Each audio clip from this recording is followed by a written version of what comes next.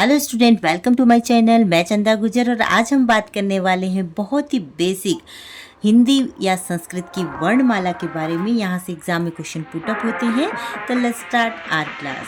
आपके सामने आपको दिखाई दे रहा होगा चार्ट एक, जिसमें हमने बात करी है वर्णमाला की।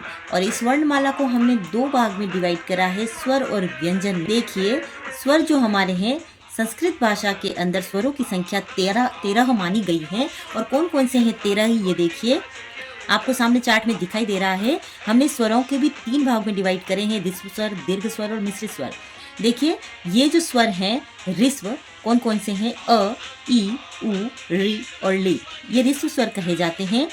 आ, ई, उ, ऋ ये दीर्घ स्वर कहे जाते हैं। ए, ऐ, ओ, औ ये चारों ही मिश्रित स्वर कहे जाते हैं। इनकी संख्या 5 है, इसकी संख्या 4 है और मिश्रित स्वरों की संख्या भी 4 है। यहाँ से एग्जाम में क्वेश्चन आता है तो आपको स्वर समझ में आए होंगे। 13 है कुल, जिसमें से ऋस्व स्वर 5, दीर्घ स्वर 4 और मिश्रित स्वर भी 4 है बच्चों। हिंदी भाषा में अगर पूछा जाए तो स्वरों की संख्या 11 है। फिर आ जाइए व्यंजनों पर। तो देखिए, व्यंजनों की जो कुल संख्या है 33 है, 33 है ये। और देखिए कैसे इसको डिवाइड किया गया है व्यंजन को, तो समझिएगा ध्यान से। ट वर्ग, त वर्ग और प वर्ग, यानी कि क से लगाकर प वर्ग के अंदर जितने भी वर्ण आ रहे हैं, इन्हें हम स्पर्श व्यंजन कहते हैं। और इनकी जो संख्या है 25 है बच्चों। ये भी एग्जाम में आता है कि स्पर्श व्यंजनों की संख्या कितनी है, तो वो है 25। फिर देखिए, य, र, ल, व इन चारों को अंतस्थ व्यंजन कहा जाता है। याद रखिएगा इसको, अंतस्थ व्यंजन।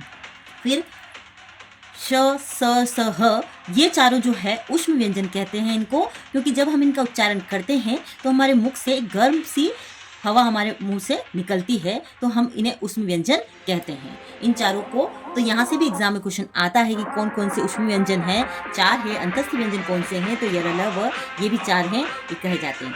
क वर्ग से लेकर ह तक जो है हमारे 33 व्यंजन होते हैं। और इनके अंदर भी डिवाइडेशन है, स्पर्श व्यंजन, अंतस्थ व्यंजन और ऊष्म व्यंजन। फिर देखिए, अनुस्वार जो होता है वो अनुनासिक कहलाता है, और इस चिन्ह को हम विसर्ग से नाम से जानते हैं। और 3 जो लास्ट में हमारे वर्ण आते हैं, क्षत्र और ज्ञ, इन्हें संयुक्त व्यंजन के नाम से जाना जाता है। इनके अंदर इसे काउंट नहीं किया जाता है, क्योंकि क्षत्र, ज्ञ ये इन्हीं से मिलकर बनता है बच्चों। ये अलग से हैं तीनों संयुक्त व्यंजन। तो कुल व्यंजनों की संख्या 33 है, कुल स्वरों की संख्या 13 है। और इसके अंदर जो हमारे डिवाइडेशन है उसको आपको अच्छे से समझना चाहिए। और मुझे विश्वास है कि आपको ये चार्ट अच्छे से समझ में आया होगा।